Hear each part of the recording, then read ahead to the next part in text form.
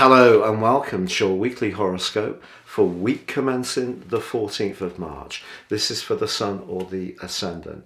As ever, I'm going to give you a broad overview of what to expect, but please stay with me because I then will dive deep into each of the 12 zodiac signs and give you in forensic detail an idea of what to expect.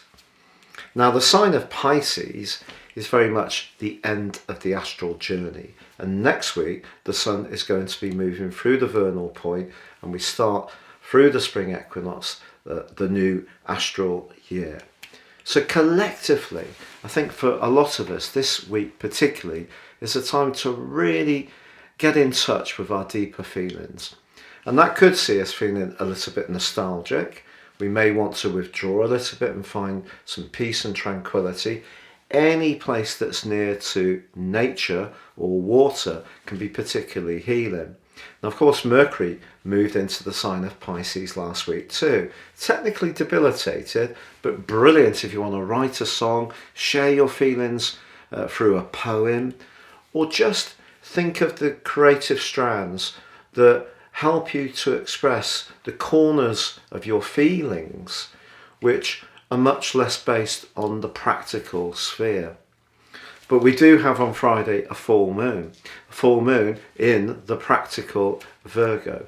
So that full moon asks us to balance the energy of the new moon that occurred earlier this month, which of course embraced the buoyancy of Jupiter, to find a balance between those more ethereal energies of Pisces and the more practical reality of Virgo. So if you do find yourself feeling that you want to be in a much more spiritual or healing dimension, I think your timing is impeccable this week. But the Virgo energy is saying to try and integrate it into the more physical way that you're leading your life. So if escapism really appeals to you this week, that full moon is saying important to consider issues like nutrition, exercise, life organization, and just making sure that we see tangible progress. So we can all float off a little bit with this Pisces energy, but that can make it all the more evocative. Now, on the back of that full moon, Pluto from the middle of this week is angling into the Sun, but it's in a very positive way, in a sextile. The Sun sextiling Pluto can see internal changes or physical changes in our reality. A sextile 60 degrees constructive. But also from the middle of the week, the glorious alliance between Venus and Mars, fantastic for socializing, that comes into an abrasive right angle with Uranus, the planet of truth, but also of freedom. And the freedom fighter is now in a sign, or has been for some while, that it's not so comfortable in, the sign of Uranus. Now, of course, world peace has been shattered recently. The last time Uranus was in Taurus began in 1937, I think. And of course, that followed with the Second World War. So a lot of turbulence in the world. And I think next week, after the vernal equinox, Mars does come into an exact square with Uranus, which can be testing, particularly in terms of very sudden, unexpected, and very sort of forceful events are possible. But in our own situation, the combination of Venus and Mars in Aquarius is very much about our higher values.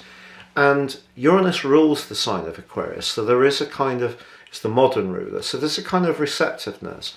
So when it comes to our financial affairs, which is the physical plane of Taurus, I think it's best not to be too idealistic. So for example, if a friend, very Aquarius, suggests getting involved in some kind of get-rich-quick scheme and you feel the impulse to join in, I'd just slow down, because Uranus squaring Venus and Mars can make us very sudden in our movements, much more impulsive. But equally, we may be drawn to someone in our group that we find very attractive, and this could happen in quite a sudden way, or we may, in a romantic relationship, want to engender greater excitement and spontaneity in it. So things have been getting a little bit too dull and predictable. A great time to try to inject a little bit of devilment into the situation by doing something together which just creates a little bit of excitement and can reignite the spark that you had when you first met. So that's the overall pattern for us all.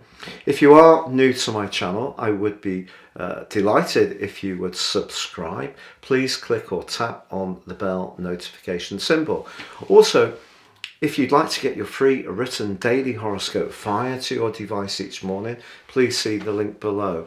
And you can get your 12-month forecast and character analysis based on your personal astrology, time, date and place of birth, and ascend above this Zodiac broadcast by seeing the link below and get 30% off with my special offer package. Hello Capricorn, and welcome to your weekly horoscope for week commencing the 14th of March. That cluster of energy all in your third house, including Mercury, is really giving you an opportunity to articulate yourself with passion, enthusiasm, and potentially clarity, because of course Mercury is technically debilitated in Pisces and Neptune can be a dreamy, drifting influence. But if you want to express something that has a more artistic or creative dimension to it, I really feel this can be a fantastic week. Your finances can also continue to be boosted by Venus's conjunction with Mars. Yes, Saturn is still providing a degree of restriction and constraints, but the combination between Venus and Mars can be quite fortunate. Venus isn't just about relating, it is about loot. But they of course square with Uranus from the middle of this week.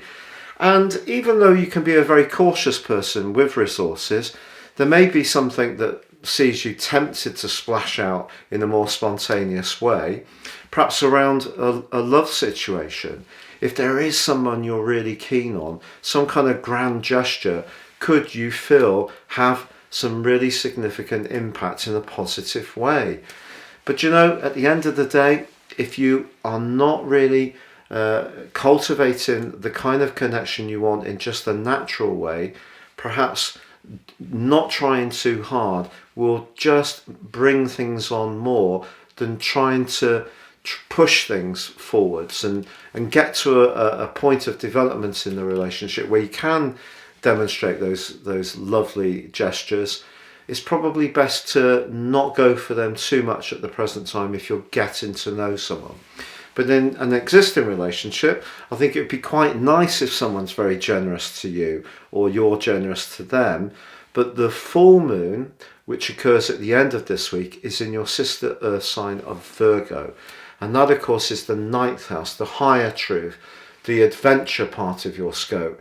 But I think there's so much going on around technology, modes of transport, interacting with neighbours or siblings, or getting excited about something you're writing or publishing. That's really the hub of this week. And because Pluto feeds into the situation, I think your excitement about sharing all these ideas that are bubbling around you is really going to make this a fascinating and potentially very enriching week.